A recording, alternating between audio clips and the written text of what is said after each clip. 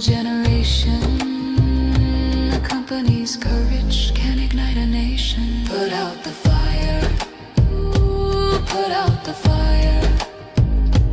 Echoes and rise. This is your hour. Metafoodians unite. Metafoodians ignite.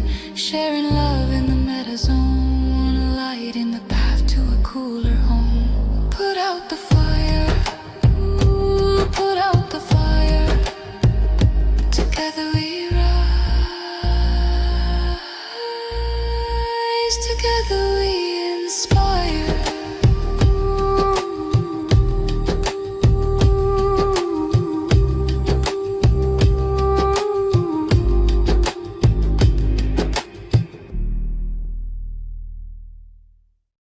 Welcome to the Planet B podcast, where truth, transformation, and faith converge.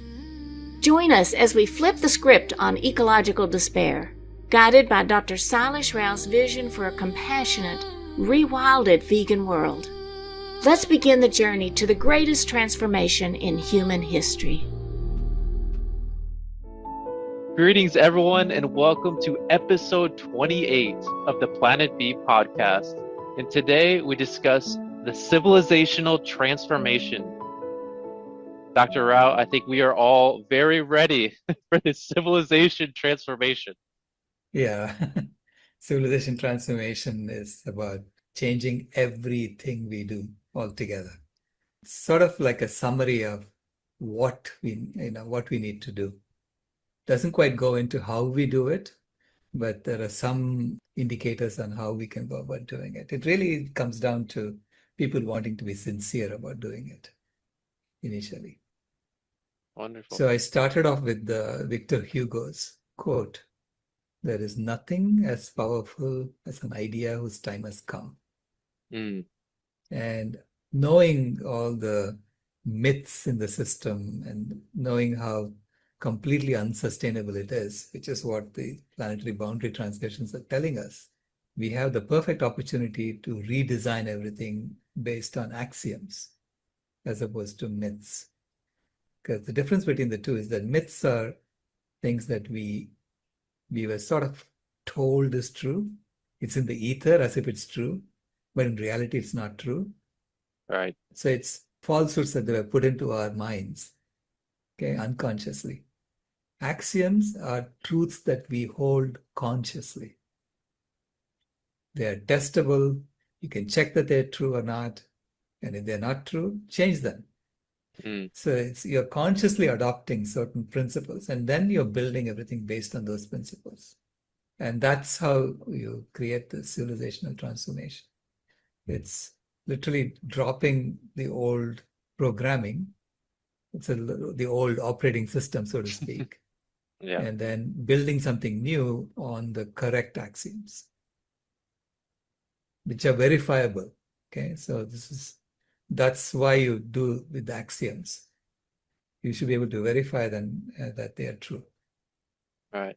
And right at the beginning of chapter 28, you state, "The path forward to a bright future is narrow and hard, but our best chance for achieving it is when everyone feels like they belong in nature and on the same team called Homo Ahimsa."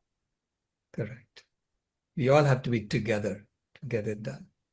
It's Yeah. not something that can happen if we are constantly fighting with each other. We have to agree that our goal is to create a living environment, a civilization that's in alignment with nature, that can sustain itself going forward. So it's an opportunity to redesign everything based on what we know now to be true. And I also see every human being who adopts these axioms and starts changing their choices, their decisions to be in alignment with the axioms. Every such human being becomes a developer of this new civilization.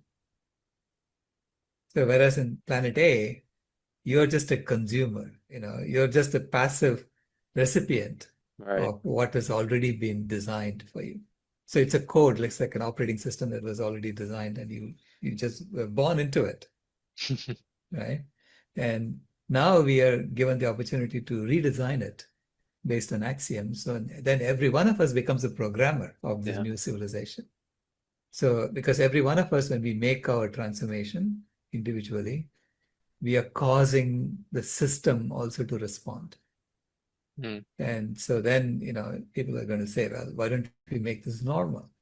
Right? So when you want to make this normal, then you have to figure out how to do that. And then you'll get into the 7 strategic actions that we need to do to change the civilization. Wonderful. Yeah. In the beginning of this chapter 28, you call our current mission to transition to Planet B a global infrastructure upgrade project. Yeah, it's an infrastructure and software upgrade project. It's both, right? Yeah. Infrastructure meaning human infrastructure. The planet is fine. The planet's living support systems is the original hardware that we are working with, right? And we as humans build something on top of that. And that is now misaligned with the life support systems of the planet. And so now the human additions that we did, we have to upgrade that. Yeah, that's the infrastructure Right. upgrade that we need to do. And then we have to upgrade our software, how we relate to each other, how we relate to animals, how we relate to life. And that's based on the codes for a healthy earth, based on the axioms, Right. right? So let's go through those one by one. So the first infrastructure upgrade you talk about is that we need to begin with sustainability built into the education curriculum. Absolutely. Yeah, absolutely. The first of the 7 strategic actions is education, education, education. Sustainability cannot be just a separate department. That Right. tells you that everything else is unsustainable, what they're teaching you. So Right? true. I mean, I'm talking to this chemical engineering institute here in Mumbai, and they're the ones who came up with all these hundreds of thousands of chemicals that the earth has never seen before. And the assumption when we started doing that is that the earth is so big, you couldn't possibly impact it.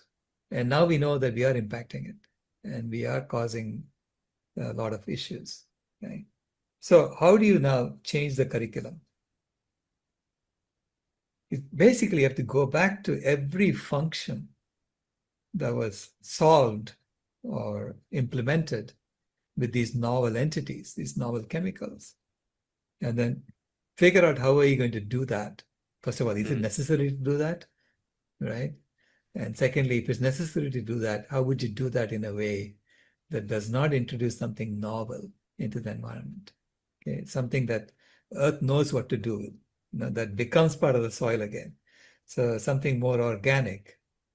So it's really a complete redesign of our infrastructure, right? Talking a little bit more about the education, how do you view education would change as we transition into Planet B? So you mentioned some going into the engineering schools and helping them understand more of that, the systems infrastructure. And what are some other ways you would see education change? I would say the purpose of education will change to you're educating people not to become laborers in an industrial machine, which is what we are educating today. We still have the same Mm. industrial education system, but you're educating people to understand the life support systems of the planet. And then they can figure out then how they want to contribute towards helping it and maintaining it and so on. By the time you get through high school, you need to understand every aspect of the life support systems of the planet. Yeah. That's the way I envision future education to be. Because that's basic stuff you need to know. Then you can specialize, how are we doing the infrastructure for humanity in a way that is least harmful to the planet? Mm. Right? How do we repair things as opposed to innovate on making newer and newer things? How Right. do we repair what we already have? Those are all the skills that we would have to teach. How would education foster a sense of purpose in people? It's something we've talked about before is find my why. Like, Right. Yeah. mm, I mean, I'm convinced that everyone who's here at this time has a gift that nature needs, that they can offer to help nature. And so knowing that, it's how do you help people find their gift, sing their song, so Yeah. to speak. So I see the education system of the future on planet B to be much more self-directed. So kids figure out what they want to do, Hmm. as opposed to sending them to this exact same, assembly line Right. where you're supposed to graduate according to your age. Some kids are slow, some kids are fast at learning these Right. things. And some kids are good at learning art as opposed to math. So why are we forcing everybody to study these things, right? If you let it be more organic, then kids find their own way, what it is that interests them. And they're joyful doing it. I know that's what they did at Sadhana Forest for their two kids, the founders' two kids. So both the children basically didn't, they were playing in nature for the first 7, 8 years of their lives. And then suddenly they got interested in learning how to read and so on, and they picked it up very, very quickly. Hmm. So once we kind of allow children to discover things at their own pace, actually, they may learn faster. They may learn more, and they Absolutely. will definitely excel more into something that excites them. Absolutely. Yeah. It's not that someone else is telling them, you have to graduate, you have to go study this, you have to do that. No, it is, they're self-motivated, they pick it up much, much faster than you drilling it into them. When you say that, I just think of tests. All of us, we dreaded tests in high school, Right. in college. I mean, Mhm. that doesn't seem like that's part of this new way. Well, I did a course with T. Colin Campbell Foundation on plant-based nutrition, and I loved the way they structured it. It was basically all self-directed, and there was a tutor you could ask questions, and they would help you if you have any problems. But the way they structured it is that you don't proceed until you understood that portion, Hmm. right? So the testing was to make sure that you got 100%. Right. So if you answered a question wrong, they would say, here, go learn this section again and come back. And then, take another test until you got 100%, which means everybody passed only when they knew.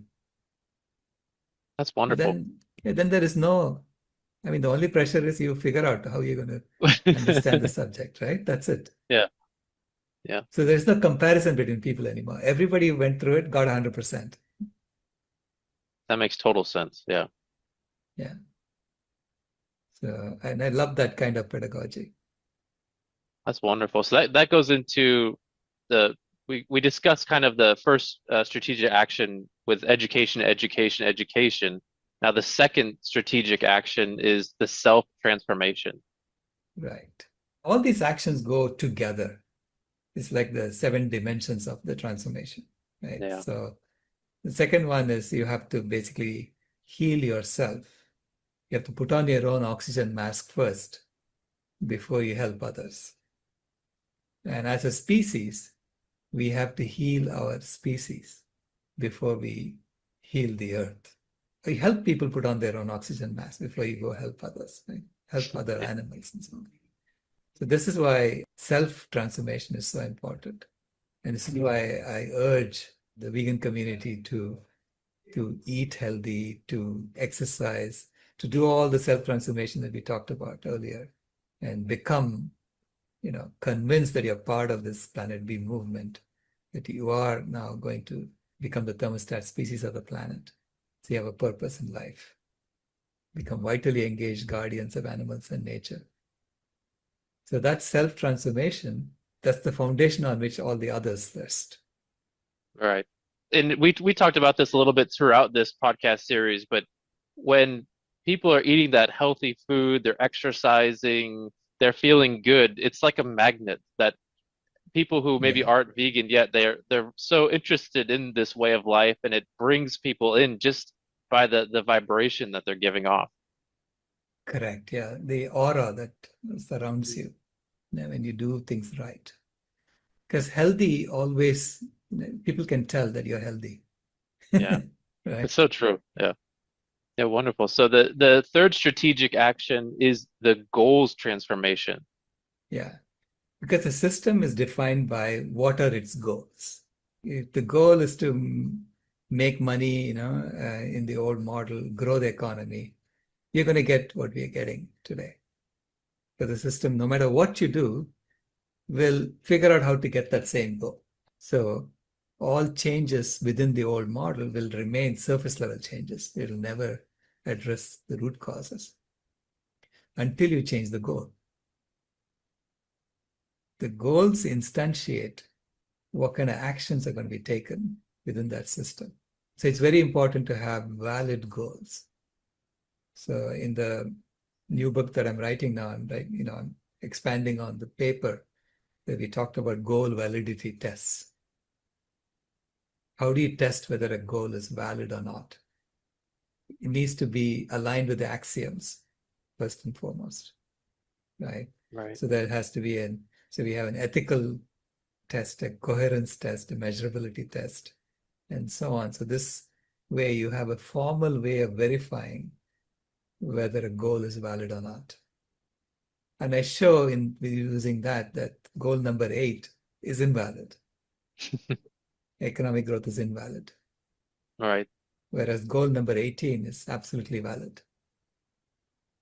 Yeah. Okay. It's a formal way of showing how do you transform systems. Starting with axioms. So it's an axiomatic approach. I loved when I was a kid, I loved Euclidean geometry. Because Euclid just used a few axioms and he derived the entire geometry using those axioms.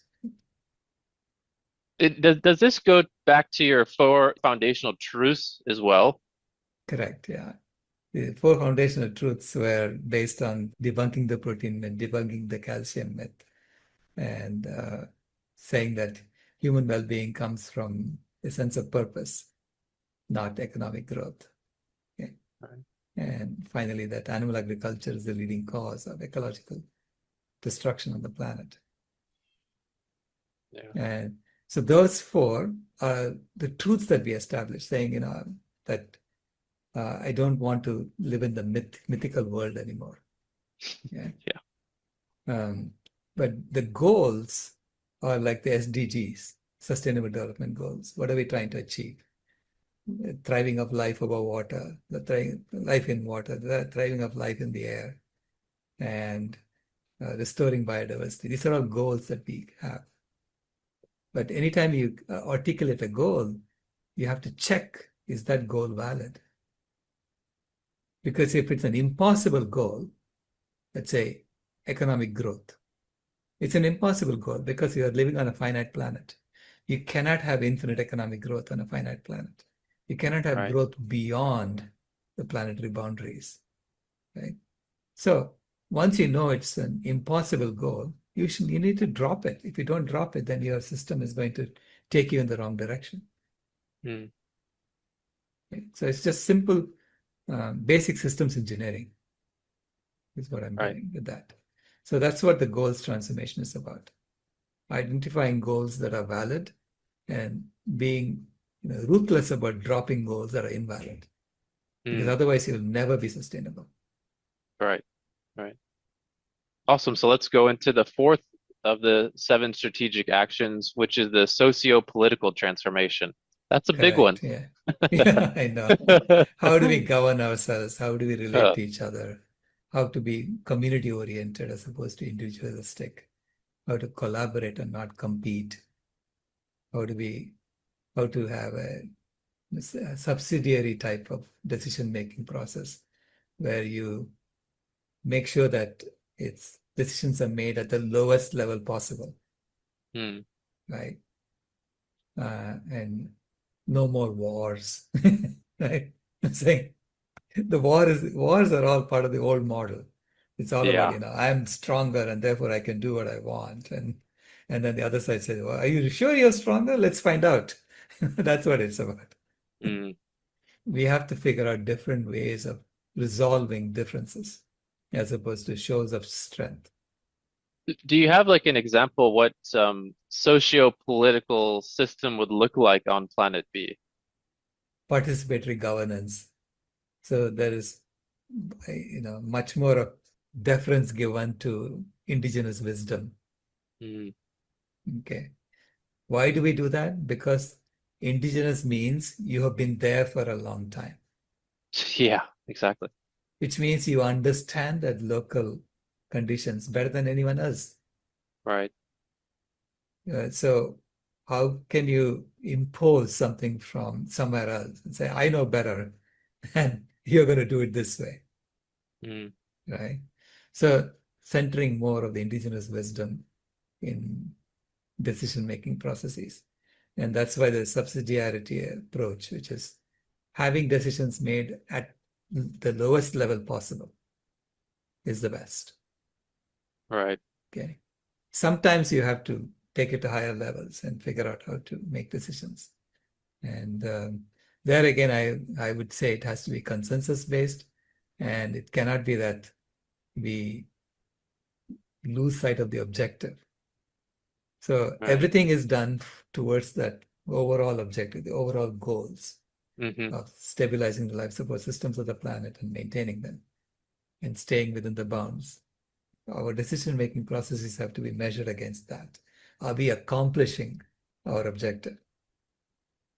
And if you find that you're not accomplishing your objective, we have to figure out what's wrong with the process and fix it. I mean, there are a lot of details that are missing in this. I basically said it's going to go from exclusivity to radical inclusion, from domination and control relating to partnership and respect relating. But you have to code it, in processes that are put in place rather than just talking about what the end result will look like. Do you think that this type of engineering would actually be very important in the political system, where if you're realizing you're moving in the wrong direction to move it in the right direction? Yeah, well, one of the things that engineers bring is that we have to train ourselves to be in alignment with nature. Okay. So if you give us the right objectives, we can tell you how to get there. Mm. I'm not saying that, we know everything. We know how to get it all done right. But we know the process. When you see that you're not in alignment with nature, how do you debug it? How do you find the bug and then how do you fix that? So you have to have a process in place to ensure that it doesn't lead to acrimony, because the project has to get done eventually. Right. So we have, we call them bugs in the design. And then we have processes for addressing bugs. Yeah. Wonderful. So let's go into number 5 of the 7 strategic actions. This is another big one, the economic transformation. Correct. Yeah. On planet A, the economy is paramount. To drive the economy, to grow the economy, we're willing to sacrifice everything. Yeah, we're willing to sacrifice the ecology, willing to sacrifice species. All kinds of sacrifices have been done already. And to me, that's desecrating life.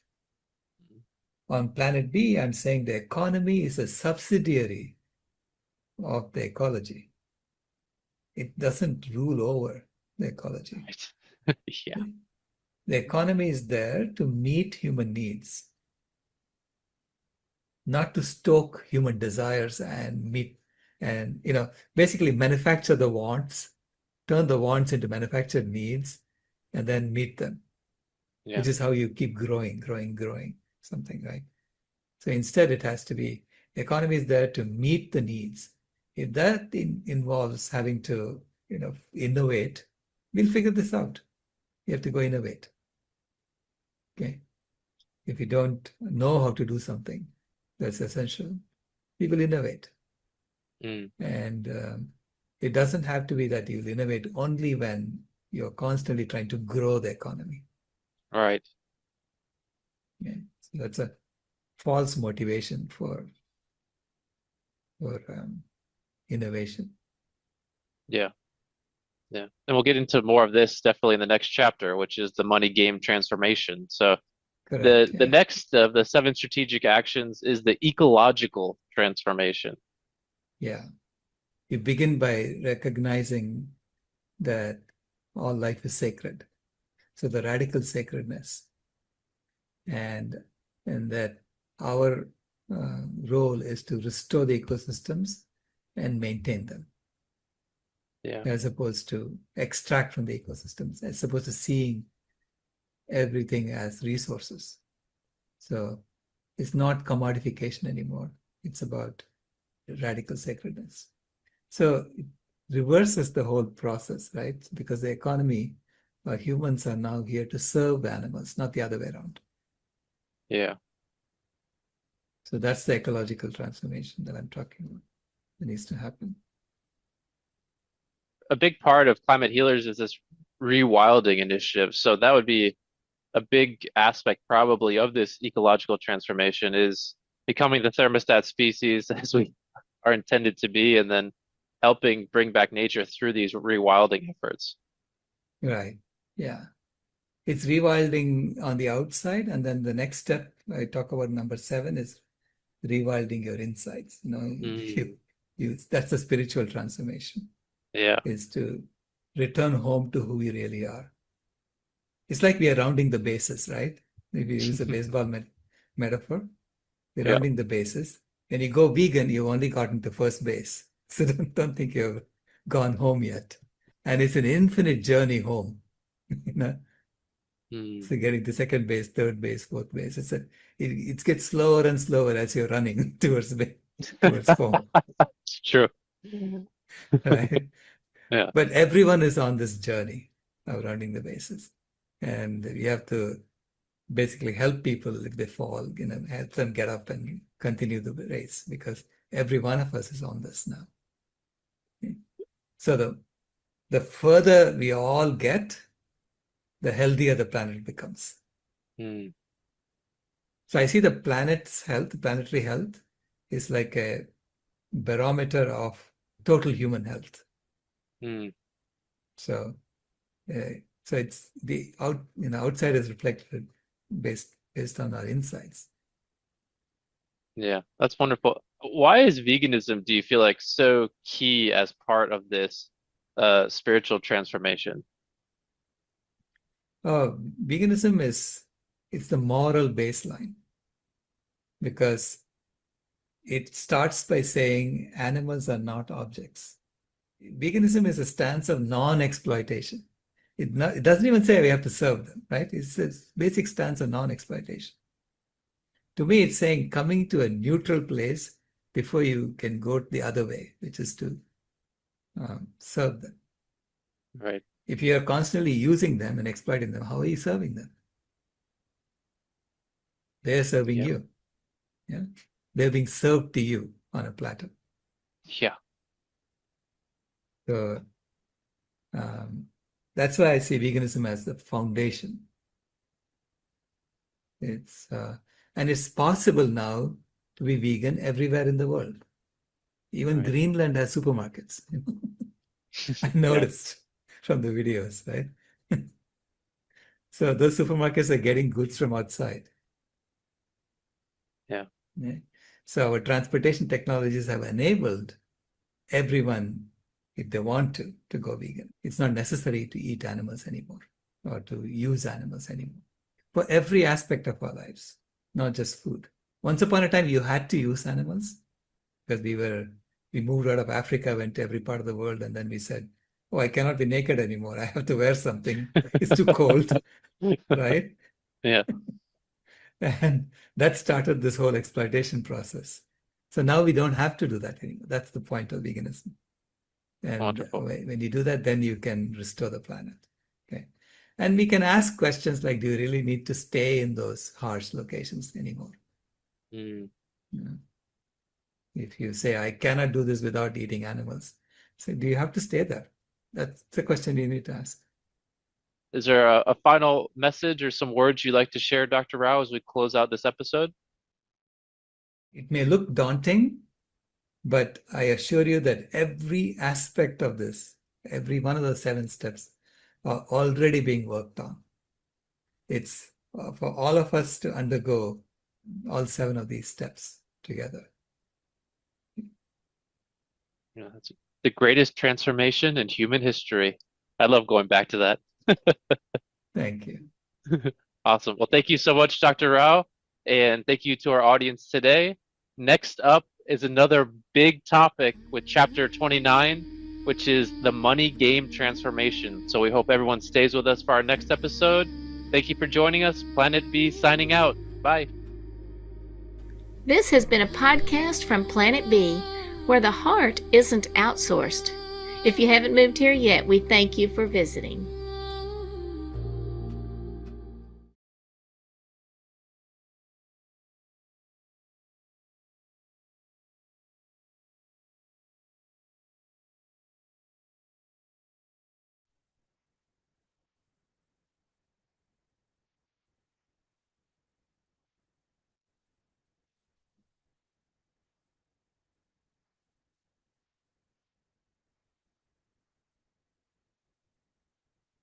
I like it that we always end every episode with Rebecca in her Texan accent.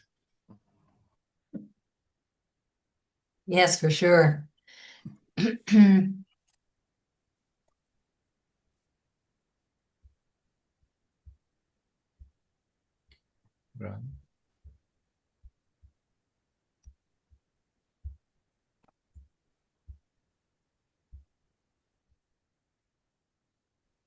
Okay. Brown? Yeah, Vic and I talked this morning about a project which we would like to begin with. Namely, you have the Oxford debate.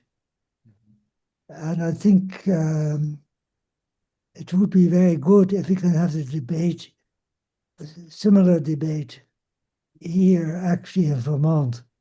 Oh, sure. I mean, in Dartmouth would be probably ideal place. Vermont is such a nourishing place already. You have Bernie Sanders, you have a lot of good people there, and you have a lot of cows too, and trees, Right. young Right, trees, right. because everything was flat. It was all cut down 100, 300, 200 years ago. So we had no trees at all, only sheep.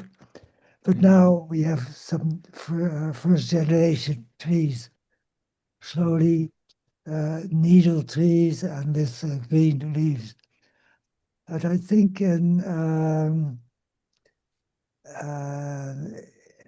Dartmouth is probably a good place. They have conservative, but they are somewhat open, not very open, but a little bit open to do it. And they are very much in nature.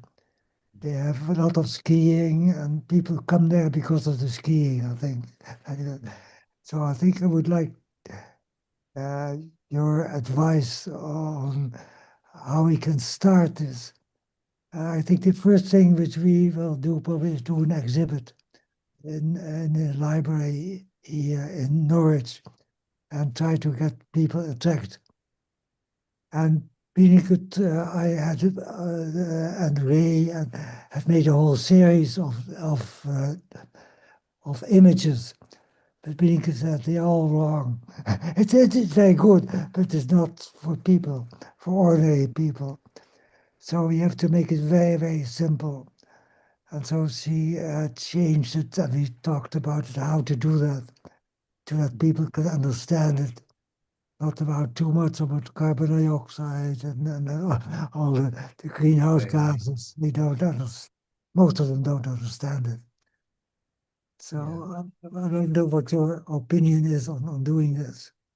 If you arrange a debate, I'm there.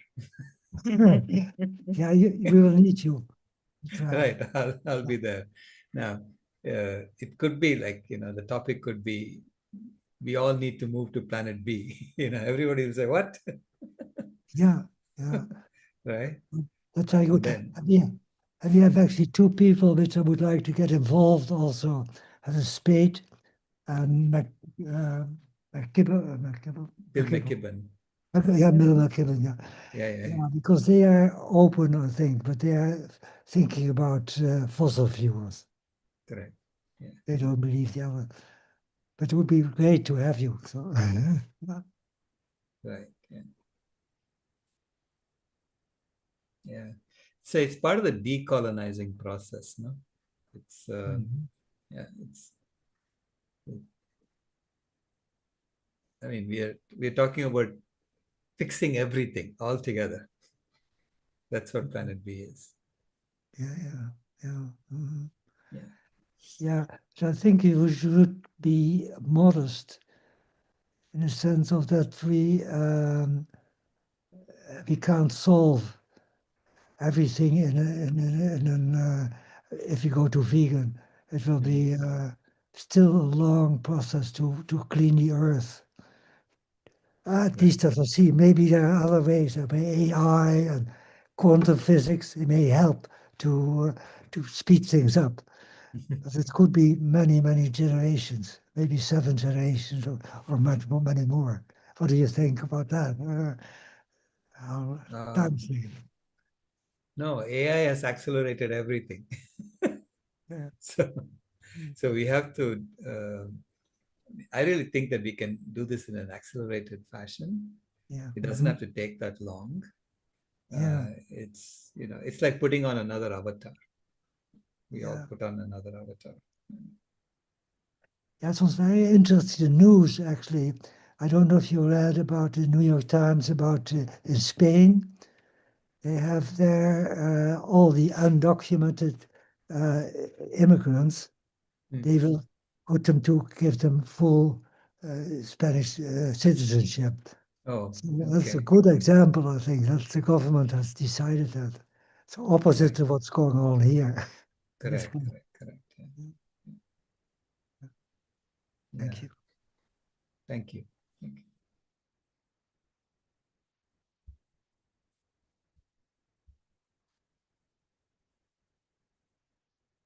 Toby.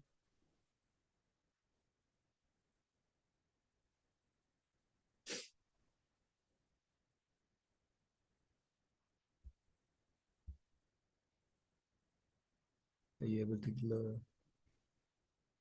Hold on a second. Oh, there we go.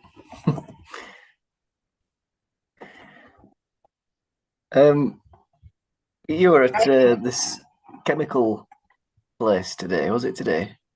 You were giving a briefing. Yesterday. Was it Yesterday. yes? Yes. Yeah. Was it yesterday? Yesterday. Yes. Oh, how did that go?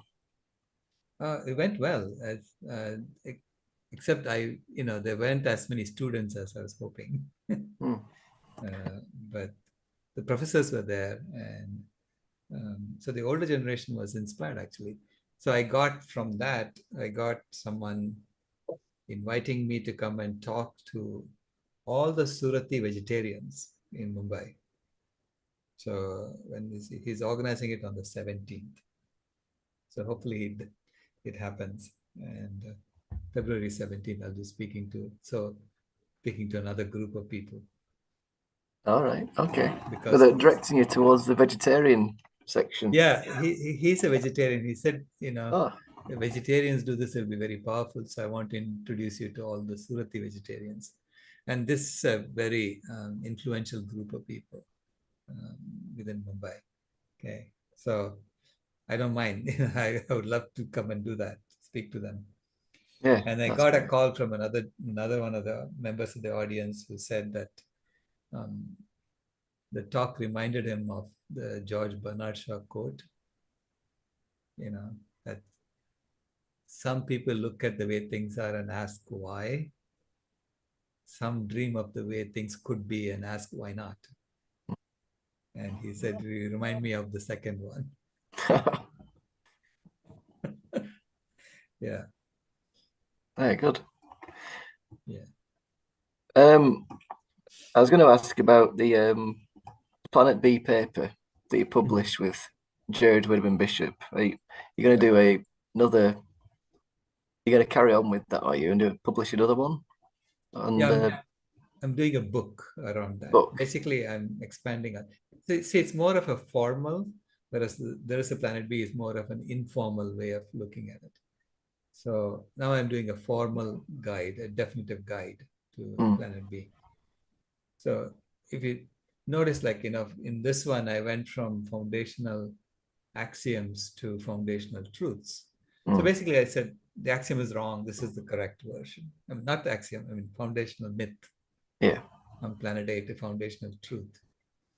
And in the formal paper, I went from foundational myths to foundational axioms. Okay, axioms are basically first principles that you come up with to build systems around. Whereas truth is saying, I'm just going to reverse the myth and say that's the truth. Right. And informally, that's correct. But formally, when you're building systems, you need to have axioms, which are the smallest set of principles you need to enunciate to build a whole system around.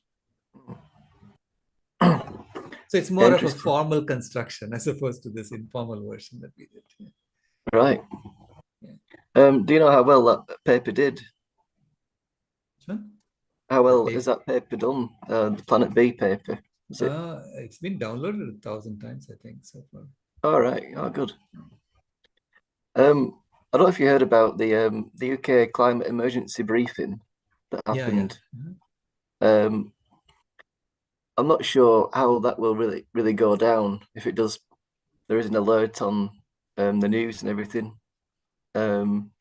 because obviously they don't really have an answer to the problem. Right. I don't know if they're too worried to really say what to do. So maybe it would cause more havoc than what it should do. If we, actually said what to do, like bring in the 7 strategic initiatives and the 8 risky behaviors, and say we need to change our lifestyle together. Right. Surely that would be a lot better for us to be able to. Otherwise, it's going to cause mayhem, isn't it? But it does need to be done. It needs to be brought up. Right. But I'm worried.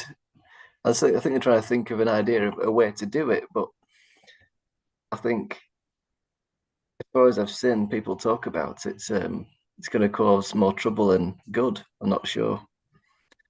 So I talk to people. We need to somehow do something, that would wake up people to see that. Exactly. Yeah. Otherwise, we are all, sleepwalking. It reminds me of the Pied Piper story. Right? We're all following the piper who's dancing and he's leading us into the river. At the end of the last strategic initiative, we talk about the sacredness, like spirituality and something from within, because that's the main thing that's going to change people. We can't change people who can only teach and be an example, and they got to change themselves. Right. And that is kind of like a spiritual thing, really. It takes a lot of deep self-reflection, and I don't think people realize how to do that.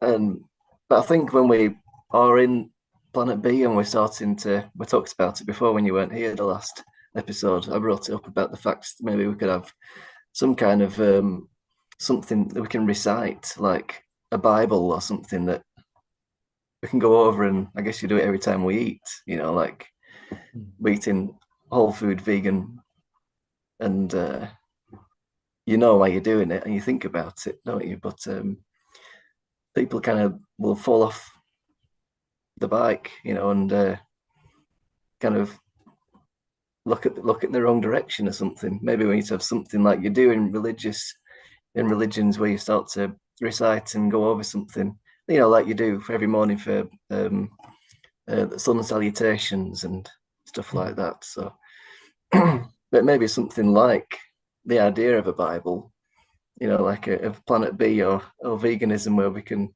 What are your thoughts on that? Yeah, religion is really about good living, right? How do you live in a way that's in alignment with yourself and the world? And it's like recipes you're coming up with for doing that. Yeah. Mm. And you know, some inward reflection every time you eat is good.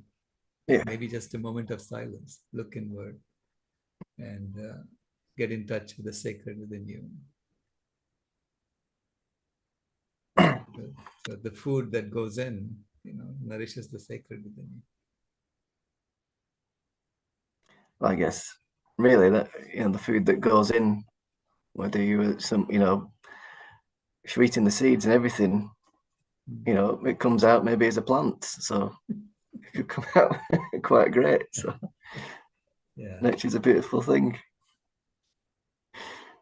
Thank you. Thanks, Toby. Ken?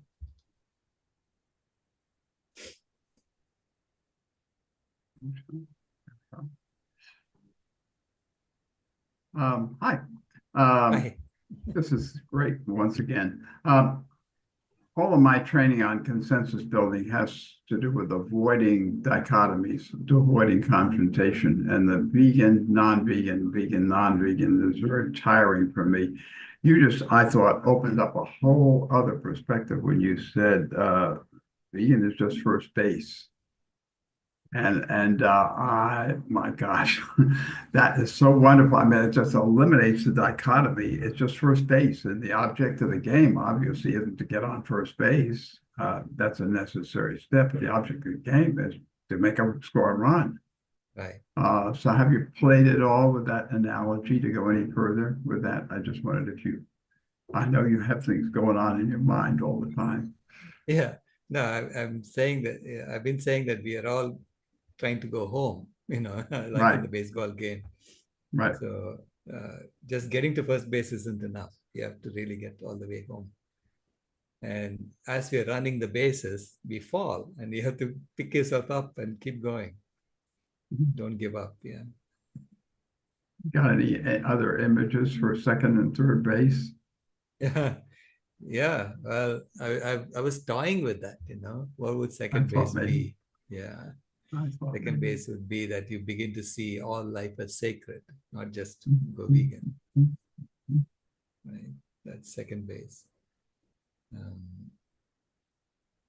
So when you're asking for the kids to put up their hands if they would ever hurt an animal, that's an introduction to all life is sacred, then, isn't it? Right. Yeah.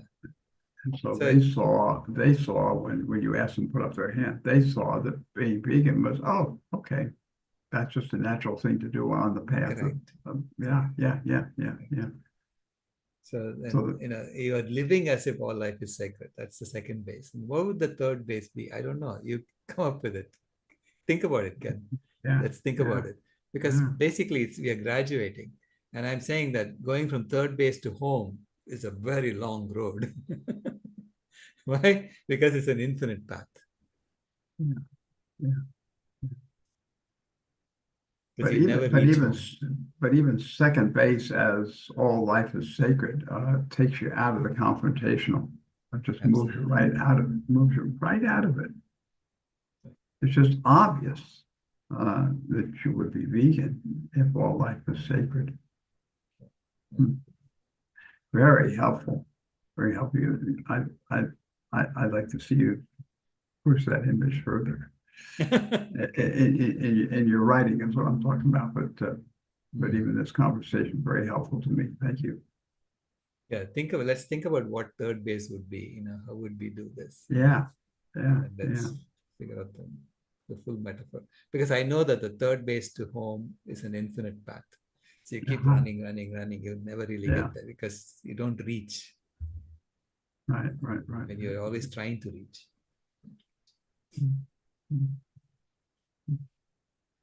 Always room for improvement. Thank you. Thank you. All life is sacred. Okay. Ray. Hey, Dr. Rao. Very enlightening and motivating as always. Yeah, kind of scary because we're talking about, the end of the industrial age and really the end of the information age as well. We're kind of still living with the structures of the industrial age while we're moving, 2 steps forward into something that is beyond even the information age. The information is organizing itself, and AI is, as you said, accelerating that process. Yeah. So our systems need to change. What do they need to change into? And I Googled it, and the AI overview, since we're talking about AI, I guess that's legitimate to tap AI. And what I asked was, what is replacing the information age? And they came up with a few different names that have been suggested. And one of them was the age of sustainability, which is, that sounds good, but we know that the word sustainability is been abused and manipulated, and we've already, as I guess vegan theologians have moved on to, and environmentalists have moved on to regenerative. It's not good to sustain. It's not good to recognize all the systems that are failing and saying, well, let's keep it going. We're in overshoot mode. Let's sustain overshoot. We need something that's regenerative. And now they're pretending all these things about our industrial age can be tweaked to be sustainable. And it can't. We understand that. And that most environmentalists understand that. You said we can't have these models of infinite growth in a finite planet. So our systems have to change, and they're, hopefully starting to understand that. One of the things that I think we need to do is just love the industrial age systems a little bit less. We've had having a little chat in the chat for this meeting, and I'm challenging: are these systems serving us right now? Can we tweak them? Can we give it a different name other than socialism? Because I think a lot of what you're describing is socialism. And I think you don't say it because I think that's a word that turns a lot of people off, especially Americans. They're not aware that socialism is the system that you're using right now, where everybody gets taken care of. You've just decided that there's a different language to describe how everybody starts caring about people instead of markets. Capitalism is about markets. We need to love our markets less. We need to convince the environmental movement that you are failing, and failing dramatically in front of everybody's eyes, because you've chosen markets as the way that you're going to solve this problem. How is it working for you? Don't complain to me about the ineffectiveness of your COP summits when you're just working from the economy and saying, what can we do within our current economy to solve these problems? It's not working. It can't work. It will only work so well because those systems are failing, and you're trying to tweak them. You're putting more band-aids on them, and it's not the way forward. It's not regenerative. It's not thrivable. It's just pleasing your shareholders and thinking that if we get enough stakeholders with the most money to provide us with, give them the solutions where they can industrialize their way to the next to sustainability. It starts with industrialization. Does that sound like the industrial age solution? Absolutely, of course it is. The other categories that AI suggested was, aside from the age of sustainability, the data age. Obviously, we've got big data working for us and against us. And the ones that were more interesting were the experience age. This era emphasizes how information is consumed and experienced rather than just access, focused on personalized, immersive digital experiences such as VR and AR. And we know what VR is. AR is augmented reality. So instead of going into a virtual world, we are in our world with technology augmenting our interaction with it. Obviously, that's the better and more useful parts of AI. And one of the other ones they suggested was the augmentation age. As AI tools and digital memories store information, humans are shifting from needing to know everything to augmenting their capabilities with technology. And I think that's an interesting one. It reassures us that AI is an augmentation, and we need to, be able to control AI's use to not give it too much agency, because it's not an artificial intelligence of human intelligence. It's an alien intelligence, as Yuval Noah Harari points out, and I totally understand what he means by that. So as we navigate an augmentation age, and we just need to be able to clarify what is the objective function of civilization. What are we trying to do? Are we trying to fill the pockets of the stakeholders so that we could get a little bit of trickle down and our economy will work? Or is civilization for humans to survive? I think it always has been. Civilization happened when we start to build communities and protect ourselves, and civilization is rejecting the law of the jungle. Correct. Which is arguably unnatural, right? Civilization is unnatural because we have prioritized our survival and our safety, our security against nature. And then we've taken it too far and made everything about how do we bend nature to our will. So we have entered the age where that's no longer works. So we need to try to find our safe living space for humanity. That's borrowed from the 9 planetary boundaries are trying to find a safe living space for humanity, despite humanity's desire to develop everything.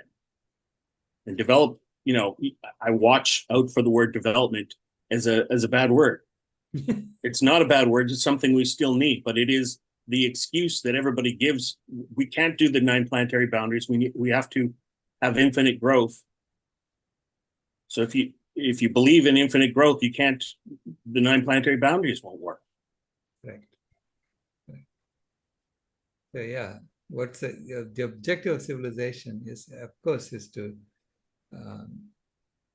take care of ourselves, because what we do collectively, we cannot do alone. And I call that socialism, but maybe it's the wrong word for it, because socialism is associated with power to the workers. And I think even that is an industrial age solution. Correct, We have seen socialism through the industrial age, where you empower the workers, but not really any concern about the workers maybe don't need to earn a living anymore. Maybe now it's time to let people legitimately live without serving the master, without growing the stakeholders and shareholders. Yeah, we need to serve us. And I think, to wrap it around to animals, I think that veganism seems like it's not even part of this conversation. How do humans take care of each other? Once we're humble enough to take care of animals, then we'll be dismantling this hierarchy with white Western industrialists at the top of the hierarchy and animals at the bottom. What if you dismantle that? Now, social justice movements understand this really well. Mm-hmm. But they tend not to be at the COP summits because there's nothing for them there. But they could be here. I think this is a good forum for social justice people to say, how do systems change? One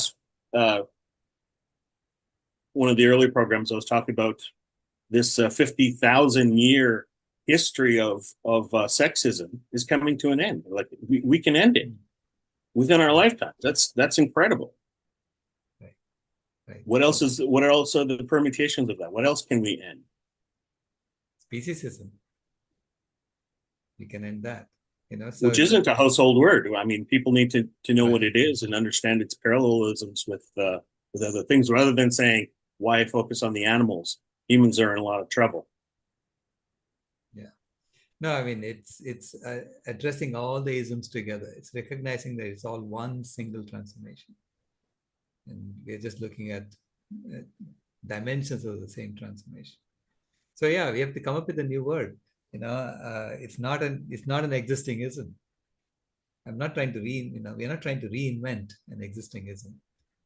It's something new. Maybe sacred socialism. I don't know what we call it that.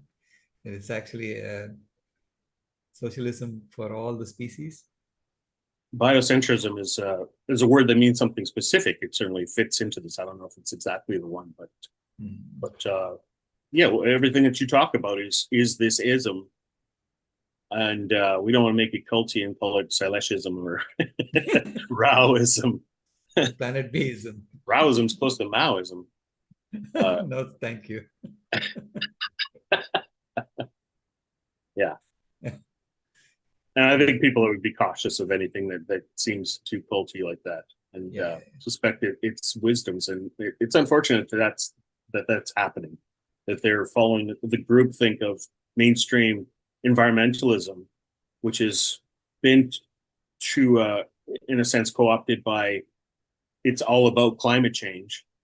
And whereas that's only one planetary boundary, we're starting to break through those groupthinks and say that you can't silo yourself into one thing if you're an environmentalist. You have to be a holistic environmentalist and be an expert on your thing, but see how it fits into the big picture.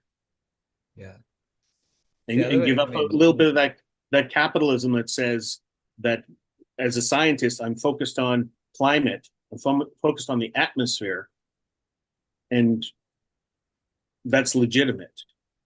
It is legitimate from the scientific method. You have to measure it. But when it comes to the politics of solutions, you have to be looking at the ground. The ground is where the solutions are. And just because it isn't your widget, just because it isn't what you get paid to do, it has to be part of the solutions because it's the best solution. It's painful to watch people ignore it. Not for long. They're gonna have to acknowledge it very, very soon. So thank you, Ray. Thank you. All right. Thank you all very much. It's always a stimulating conversation. So please come back tomorrow.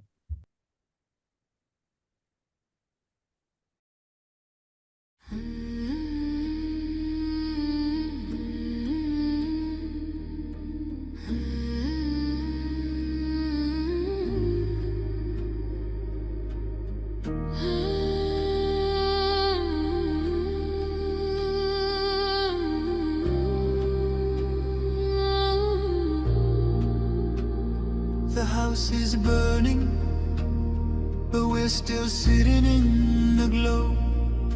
Phones charged, lights on, pretending we don't know. But the forest is silent, the river's running low, and the flame on our plates is the strongest fire we throw. Put out the fire, put out the fire. Echoes and rise, this is your hour. 7 boundaries broken, the earth pushed past the line. Climate, land, species, fresh water, chemicals, nutrients, oceans in decline. Not danger, disaster in real time. Put out the fire, ooh, put out the fire. Metafudians rise, this is your power. And here in India, one truth stands the same. Milk is not just milk, dairy feeds the flame. Cows and methane, fields and forests turn to grain. Politics, culture, carbon, all wired to the same chain. Every cup of curd is heat in the air. Every block of butter is a forest repair. It's not a small habit, it's a planetary affair. Put out the fire, put out the fire. Echoes and rise, this is our hour. Energy fixes half the hurt, Dr. Rao made that clear. but food fixes the other half, the half that's burning here. Change the plate, change the land, change the future's atmosphere. Put out the fire, put out the fire. Let a foodie and unite. This is your choir. Every millet, every fruit, every sapsy, every bean is water on the wildfire of a world we've never seen. Every oil-free bite is a river turning clean. This is not perfection, it's direction, not pressure, but protection. A week of choices can cool a generation. A company's courage can ignite a nation. Put out the fire, ooh, put out the fire. Echoes and rise, this is your hour. Metafoodians unite, Metafoodians ignite, sharing love in the meta zone, a light in the path to a cooler home. Put out the fire.